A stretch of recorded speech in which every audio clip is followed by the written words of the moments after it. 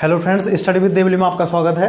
आज की वीडियो में उत्तराखंड वन दरोगा के अंतर्गत जो वीडियो है आज की, उसमें दो चक्र और छूटे हुए हैं, जल चक्र और नाइट्रोजन नहीं, जल चक्र और ऑक्सीजन चक्र। ठीक है, तो हमने नाइट्रोजन चक्र और कार्बन चक्र पढ़ लिए थे और ये दो चक्र मैंने क्यों छोड़े तो आप समझ जाएंगे कि मैंने बाद में क्यों पढ़ा है। ठीक है, तो जल चक्र वाटर साइकिल क्या है, सिंपल सी साइकिल है, इतना है कि इसमें 5 मिनट लगेगा। ठीक है, तो जल चक्र, ठीक है, एक ये जैव रासायनिक चक्र है, जैव रासायनिक चक्र। ठीक, अब मैं आपको ये बता चुका हूं कि जैव रासायनिक क्या होता है। जैव रासायनिक मतलब जो पृथ्वी पर जो जैविक और अजैविक पदार्थ हैं आपस में जुड़े हुए हैं। ठीक है, जैसे पानी क्या है, मैंने कहा था अजैविक घटक है, ध्यान रखिए, पानी अजैविक घटक है वायुमंडल का, और ये क्या करता है, जीवों के लिए जरूरी है, श्वसन में भी सहायक है।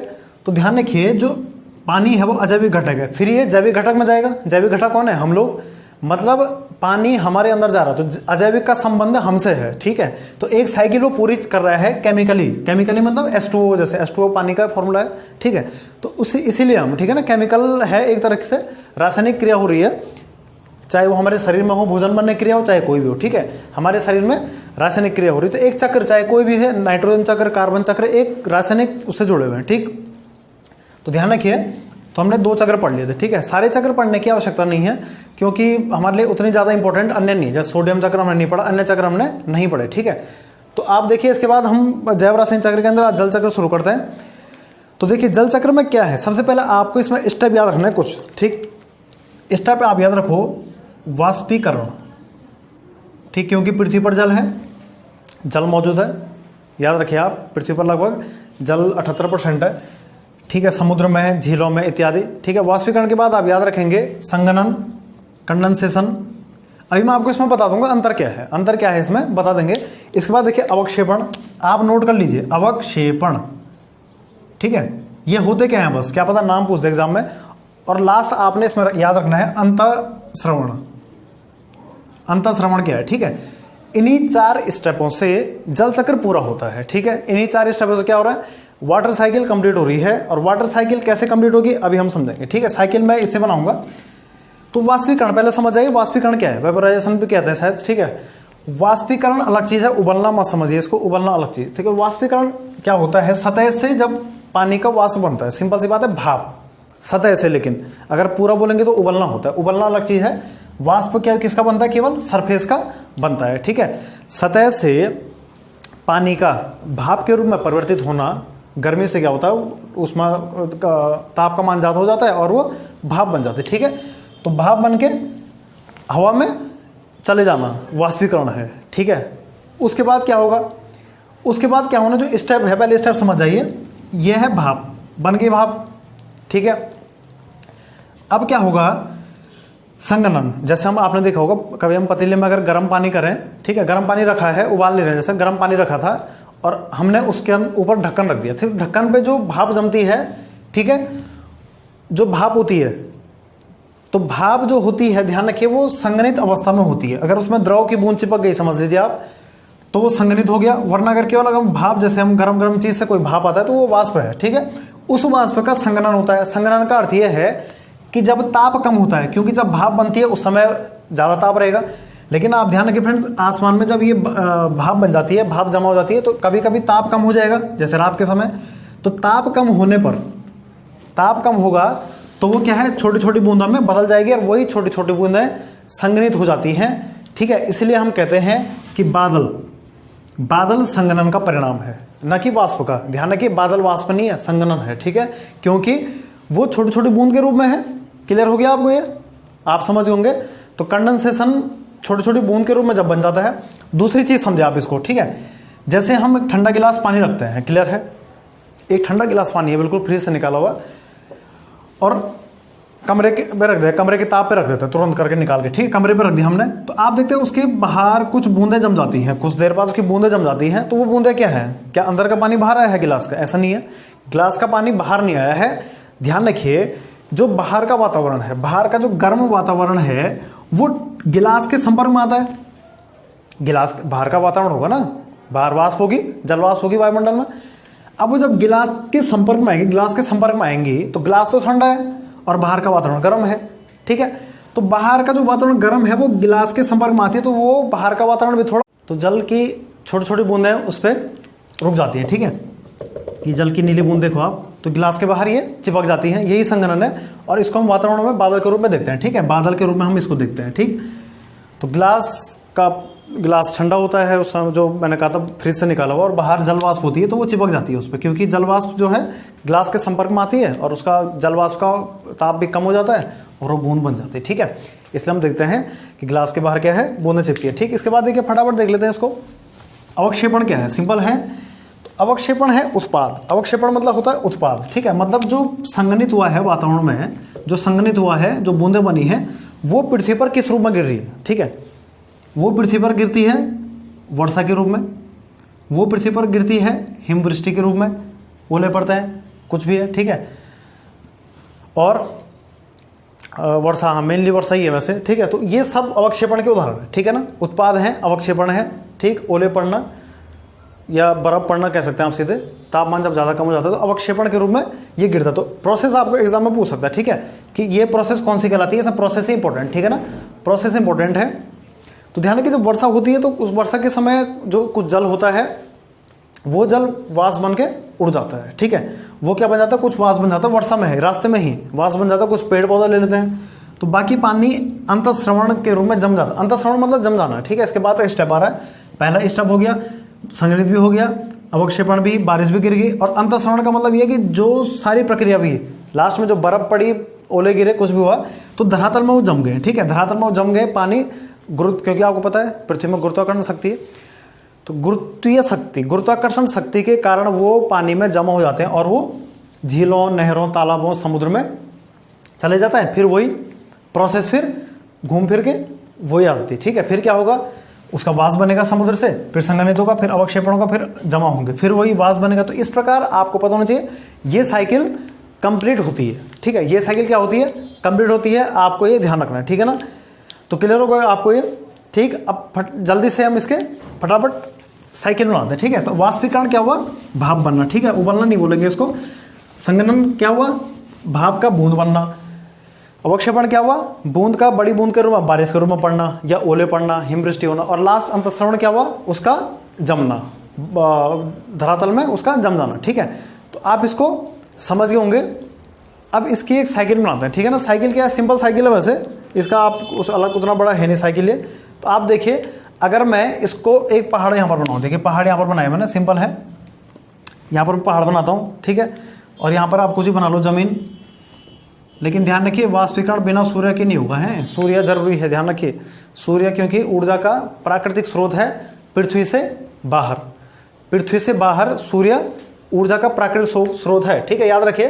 तो सूर्य मैंने बना दिया। अब क्या होगा, ये समुद्र मान लो आप, यहाँ पर नीला मैं समुद्र बनाता हूँ, ये समुद्र मान लो, ठीक है। यहाँ पर झील भी है, कुछ भी है, ये नदी, भूमिगत जल सब है, ठीक है। तो क्या हुआ, सूर्य की किरणें पड़ी नीचे समुद्र से, और यहाँ से जल वाष्प, यहाँ से वाष्प बन गई, ठीक है ना, क्योंकि गर्मी से भाप बन के ऊपर उठेगी। तो हम यहाँ पर इसको बोल देते हैं वाष्प, ठीक है। वाष्प बना, वाष्पीकरण हुआ, ठीक है। और इस वाष्प का क्या हुआ, उसके बाद संघनित हुआ, संघनित अवस्था में आया, इसकी बूंद बन गई, मतलब वाष्प से सीधे यहाँ पर बूंद बन गई, समझ गए ना आप, क्योंकि ताप कम हो गया, ठीक है। तो संघनित हुआ और बड़ी बूंद के रूप में ये पृथ्वी पर गिरा, पहाड़ों में टकराया, धरातल में गिरा, सीधे डायरेक्ट बर्फ गिरा, ठीक है। तो संघनित अवस्था में जो नीचे गिरा वो अवक्षेप है, वो क्या है, अवक्षेप। जैसे एक अवक्षेप क्या हो सकता है, बारिश, ठीक है, एक हो सकता है ओले। तो ये क्या है, ये सभी क्या है, अवक्षेप है, ठीक है। ये सब याद रखिए आप, अवक्षेप में आते हैं। उसके बाद अंतःस्रवण बताया था मैंने। अंतःस्रवण क्या हुआ, सिंपल सा है, आप समझ गए होंगे इसको। पानी आता है अंतःस्रवण, ठीक है, तो ये गुरुत्वीय शक्ति के कारण इसको धरातल में खींचता है, ठीक है, और ये जमा होता है, फिर ये समुद्र में पहुंचता है, फिर यहाँ पहुंचेगा, फिर वही भाप बनेगी, संघनित होगा, फिर अवक्षेप में आएगा, फिर ये देखो, ये साइकिल आप समझ गए होंगे, पूरी ये साइकिल बन रही है, ठीक है। तो ये साइकिल सिंपल है, लेकिन इंपॉर्टेंट है कि स्टेप पूछेगा कि संघनन क्या है। एग्जाम में पूछा गया था कि बादल परिणाम है, किसके परिणाम है, वाष्प के या संघनन के, संघनन के परिणाम है, वाष्प के नहीं है, ठीक है, क्योंकि पहले वाष्प बनती है फिर संघनन होता है, ठीक है ना। छोटी बूंद का बड़ी बूंद बनता है, ठीक है। अब उसके लिए भूमिका किसकी है, सूर्य। बिना सूर्य के ये प्रोसेस संभव नहीं, आप समझ गए होंगे। बाकी जो प्रश्न होंगे उसको कर लेंगे, ठीक है। तो ठीक है, इसके बाद लास्ट चक्र रह गया इसमें, ऑक्सीजन चक्र, ठीक है। तो ऑक्सीजन चक्र रह गया, ठीक है। देखिए लास्ट चक्र प्राकृतिक संसाधन यूनिट समाप्त हो जाएगी, ऑक्सीजन चक्र, ठीक है, ऑक्सीजन साइकिल, ठीक है, साइकिल आप समझ रहे होंगे, यह है एक प्रकार का जैव रासायनिक चक्र, ठीक है, जितना भी हम पढ़ रहे हैं ये सब जैव रासायनिक चक्र, ये कोई अलग चक्र नहीं है, ठीक है। चक्र का अर्थ ये यहाँ पर कि जैसे पहले है उसी रूप में वो मुक्त हो जा रही है, एक साइकिल पूरी कर रही है, और किसके बीच, वायुमंडल जैवमंडल के जैविक और अजैविक घटकों के बीच। और जैविक और अजैविक घटक क्या है बता रखा है आपको, जो सांस लेते हैं वो जैविक है, जो नहीं लेते हैं वो अजैविक है, अजैविक, ठीक है। तो सबसे पहले ऑक्सीजन के बारे में एक फैक्ट याद रखो फ्रेंड्स कि भूपृष्ठ पर भूपृष्ठ पर आता है प्रश्न, भूपृष्ठ पर सर्वाधिक पाए जाने वाला तत्व ऑक्सीजन है। तत्व क्या है, उसको हम ऑक्सीजन को तोड़ नहीं सकते हैं क्योंकि एक ही उससे बना है, अणु से, ठीक है, ऑक्सीजन केवल, ठीक है, ध्यान रखिए। तो भूपृष्ठ पर सर्वाधिक मात्रा में ऑक्सीजन पाया जाता है, ये पूछा भी गया है एग्जाम में, इसलिए आप इसको नोट कर लेंगे, पहला फैक्ट। तो आप ध्यान रखिए ऑक्सीजन वायुमंडल में, दूसरा फैक्ट आपको ऐसे पता होना चाहिए कि 21% है फ्री फॉर्म में, वायुमंडल में 21% है। अगर हम वायुमंडल की बात करें तो 21% है, क्लियर है। सबसे ज़्यादा तो नहीं कहेंगे वायुमंडल में 78, क्योंकि वायुमंडल में नाइट्रोजन है, ठीक है, सबसे ज़्यादा भूपर पट्टी पे है ये, ठीक है, ध्यान रखिए, कंफ्यूज क्लियर हो गया होगा आपको। तो वायुमंडल में 78 सर्वाधिक नाइट्रोजन है, जो कि हम पढ़ चुके हैं साइकिल, ठीक। अब इसमें ध्यान रखने वाली बात यह है कि ऑक्सीजन हमारे लिए किस किस रूप में उपयोग है, कहाँ कहाँ पाया जाता है, ठीक है। एक तो भूपर पट्टी पर है ऑक्सीजन, मेन आप याद रखिए कि दो प्रकार से पाया जाता है, एक होता है फ्री ऑक्सीजन और एक होता है कंबाइंड, ठीक है, फ्री फॉर्म और एक कंबाइंड, ठीक है। आप थोड़ा इस पर समझ बना लेंगे, इससे हम प्रश्न फिर हम पढ़ लेंगे। फ्री फॉर्म मतलब जैसे ऑक्सीजन, केवल ऑक्सीजन जिसको हम ले सकते हैं, ध्यान रखिए जो कंबाइंड फॉर्म है उसको हम ले नहीं सकते। जैसे आपने देखा होगा N2 नाइट्रस ऑक्साइड है, या अगर हम बात करें कि NO2 है, सल्फर डाइऑक्साइड जो भी है, तो ऑक्साइड रूप में जो ऑक्सीजन है उसको लिया नहीं जा सकता है, ठीक है। ऑक्सीजन सभी जगह मौजूद है, ध्यान रखिए आप।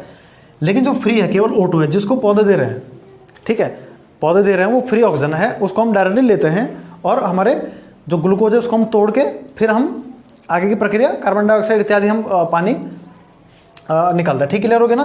तो यहाँ पर ध्यान रखिए फ्री फॉर्म में ऑक्सीजन इंपॉर्टेंट रहेगा हमारे जीवन के लिए, ठीक है, फ्री फॉर्म के लिए, फ्री फॉर्म ज़्यादा इंपॉर्टेंट है बल्कि कंबाइंड से। अब ये याद रखिए कि हमें ऑक्सीजन मिल कहाँ रही है, ठीक है, मिल कहाँ से रही है, थोड़े चक्र पे हम जाएंगे, धीरे धीरे समझते हैं इसको। तो आप समझ रहे होंगे ऑक्सीजन के बारे में फैक्ट आप नोट कर लेंगे, 2-3 फैक्ट हैं ऑक्सीजन, ठीक है, O2। तो देखिए ऑक्सीजन अगर चक्र की बात करूं तो पहला चक्र यहाँ पर आप यहीं पर समझ जाइए, वायुमंडल में O2 है, ठीक है, यहाँ पर वायुमंडलीय O2 में लिख देता हूँ, ठीक है। इसके बाद क्या हुआ, इसको हमने लिया, किस रूप में लिया, श्वसन, कैसे लिया, श्वसन लिया, ठीक है। हमने वायुमंडलीय O2 को लिया, ठीक है, जो कि पौधों से भी गई है, रिलीज हुई है पौधों से, और हमने क्या किया, हमारे शरीर में भोजन बनता है, ठीक है, C6H12O6 बनता है, जो हमारे शरीर में ग्लूकोज है, जो उसको तोड़ने के लिए ऑक्सीजन चाहिए होती है, ठीक है। ऑक्सीजन ने उसको तोड़ा, और श्वसन की अभिक्रिया में लिख दूंगा भी। तो श्वसन जब हम करते हैं उसके बाद हमारे शरीर से निकलती है कार्बन डाइऑक्साइड और H2 पानी, CO2 निकलेगा, ठीक है, और क्या निकलेगा, पानी निकलेगा। जरा याद रखिए आप इस चीज़ को, ठीक है। इसकी रिएक्शन भी आप समझ जाइए। अगर मैं श्वसन की रिएक्शन आपको बताऊं तो यहाँ पर समझ जाइए श्वसन की रिएक्शन क्या है। श्वसन क्या है, C6H12O6 ये ग्लूकोज है, ग्लूकोज को तोड़ने के लिए ऑक्सीजन लेता है, मैंने बता रखा आपको, चाहे प्रोकैरियोटिक कोशिका हो यूकैरियोटिक हो, ठीक है, ध्यान रखिए। वो ऑक्सीजन के साथ जो ऑक्सीजन क्या करती है, ऑक्सीजन कोशिकाओं की सहायता करती है ग्लूकोज तोड़ने में, कह सकते हैं आप सीधे। तो ग्लूकोज की क्रिया जब ऑक्सीजन से होगी तो कार्बन डाइऑक्साइड और रिलीज होगी पानी, वाटर रिलीज होगा, क्लियर हो गया। ये श्वसन की अभिक्रिया है, प्रकाश संश्लेषण की नहीं, ठीक है। अब ये निकले, अब ये पौधों को चाहिए, मतलब पौधे हमसे जुड़े हैं, देखिए ये सीधे क्या करेंगे, इसको पौधा लेंगे, ले लिया पौधों ने। पौधे ने सूर्य के प्रकाश भी जरूरी है, लेकिन ध्यान रखें यहाँ पर पौधों के लिए, हमारे लिए तो यहाँ पर उदाहरण है, लेकिन पौधे के लिए सूर्य के प्रकाश की उपस्थिति में, ठीक है, पौधे क्या करते हैं, खाना बनाते हैं, सीधे कह सकते हैं आप, ग्लूकोज बनाते हैं, और वो ग्लूकोज हम खा रहे हैं, ठीक है। इसका मतलब जो प्रकाश संश्लेषण की अभिक्रिया है, मैं इसको यहाँ पर लिख दूँ, यहाँ पर जगह नहीं हो रही है, इसलिए यहाँ पर आप नोट कर लेंगे। प्रकाश संश्लेषण की अभिक्रिया क्या है, यहाँ पर आप देखिए 6CO2 प्लस 6H2O, ये बनाएगा C6H12O6 प्लस O2। ये थी पौधों की रिएक्शन और ये हमारी रिएक्शन, क्लियर हो गया। जो मैंने रेड से लिखा है वो प्रकाश संश्लेषण है, फोटोसिंथेसिस। और जो नीले से लिखा है ये श्वसन की अभिक्रिया है, हमारी रिएक्शन है श्वसन की, ठीक है। तो देखिए ब्लू वाली मैंने यहाँ पर श्वसन लिखा है, इसलिए मैं कलर चेंज कर रहा हूँ, और रेड वाली फोटोसिंथेसिस, प्रकाश संश्लेषण, ठीक है, आप समझ रहे होंगे। और दोनों विपरीत अभिक्रिया है, ठीक है। तो ध्यान रखिए अपचयन होता है इसमें और ऑक्सीकरण, दो अभिक्रियाएं होती हैं प्रकाश संश्लेषण में, याद रखिए, ठीक है। अपचयन का अर्थ समझिए, अपचयन में क्या होता है, ठीक है, हाइड्रोजन का संयोग हो रहा है, संयोग क्रमण जुड़ना, ठीक है, हाइड्रोजन जुड़ता है और ऑक्सीजन अलग होता है, ठीक है। अपचयन आप इसको याद रखिए, ऑक्सीजन देखिए आप अलग हो रहा है यहाँ पर, ठीक है ना, और हाइड्रोजन जुड़ रहा है, ठीक है, ग्लूकोज बन रहा है एक साथ, लेकिन ऑक्सीजन अलग हो रहा है, वियोग हो रहा है, इसलिए ऑक्सीजन में मिल पा रही है, क्लियर है। तो अपचयन का उल्टा ऑक्सीकरण यहाँ पर आप समझ जाइए, और ये हमारी जस्ट अपोजिट है, ठीक है। पौधे ने जो बनाया उसको हमने खाया और ऑक्सीजन हमने फिर ली वायुमंडल से, और उसी को हम पौधों को दे रहे हैं कार्बन डाइऑक्साइड को, ठीक, याद रखिए आप इसको। एक चीज और इसमें ध्यान देने वाली बात है, आप इसको समझिए, जो इस तरह वाली रिएक्शन है ये सुबह होती है पौधों में, मतलब जब खाना बनता है, क्योंकि सुबह धूप रहती है, सूर्य का प्रकाश आवश्यक है, यहाँ पर आप फोटोसिंथेसिस में जरूर रखिए यहाँ पर, और क्लोरोफिल होता है, क्लोरोफिल आप याद रखिए, यहाँ पर लिखा नहीं मैंने, पर्णहरित भी कहते हैं क्लोरोफिल, पत्ती का खाना बनता है उसमें, ठीक है, क्लोरोफिल की सहायता से बनता है, मतलब, ठीक है ना। तो सुबह ये रिएक्शन होती है इधर वाली, और ये होती है रात को। अब रात को क्या होता है, पौधे जो खाना, ध्यान रखिए, जो रिएक्शन हमारी सुबह होती है श्वसन की, वो पौधे की रात को हो रही है। देखिए कैसे, पौधे रात को क्या कर रहे हैं, ग्लूकोज के साथ ऑक्सीजन ले रहे हैं, इसलिए कहते हैं कि पेड़ों के नीचे नहीं सोना चाहिए, ठीक है ना, भूत नहीं आता है, क्या होता है, ऑक्सीजन पौधे लेते हैं बल्कि CO2 छोड़ते हैं, उल्टा होता है, ठीक है। तो ये रात को हो रही है, देख रहे हो आप, ये रात को हो रही है, और ये हम सुबह ले रहे हैं, ठीक है। जो हमारी सुबह थी वो पौधे की रात को है, आप देख लो आपस में विपरीत हैं साफ साफ। तो आप समझ रहे होंगे कि खाना हमारे लिए कितना जरूरी है पौधों के द्वारा, पौधों को ऑक्सीजन क्यों चाहिए, ठीक है। पौधों को ऑक्सीजन मिलेगी तो तभी हमें भोजन मिलेगा, फिर हमें भी ऑक्सीजन चाहिए, क्यों, भोजन को तोड़ने के लिए, ठीक है। आप इसको समझ जाइए।